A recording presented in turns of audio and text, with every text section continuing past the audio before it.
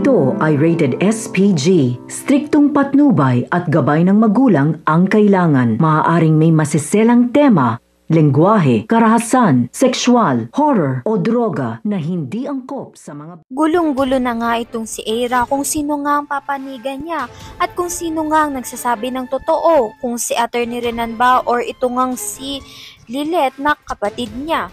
Sa kabilang banda naman nga itong si Patricia ay tinawagan nga itong si Renan upang ang bantaan nga siya na kung hindi nga siya babayaran nito, siya na nga mismo ang magsusumbong nga sa mga kapulisan sa mga pinagagawa ngang masama nga nito ni Attorney Renan, pati na nga rin ang pagpaslang nga niya dito kay Mang Kanor. Ngunit babalikan nga ni Attorney Renan itong si Patricia at binantaan niya nga rin na kung magsusumbong nga itong si Patricia sa kapulisan ay idadamay nga siya dahil nga kasama nga ni Attorney Renan itong si Patricia sa pagpaslang nga dito kay Mang Kanor.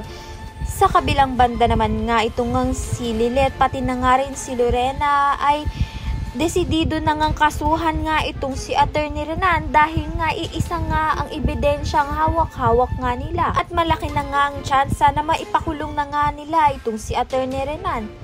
Kung isa ka nga rin sa nagnanais na mapagbayaran na nga ni Attorney Renan ang mga masasamang ginawa nga niya, ayan nga pakatutukan natin. Maraming salamat sa iyong panonood.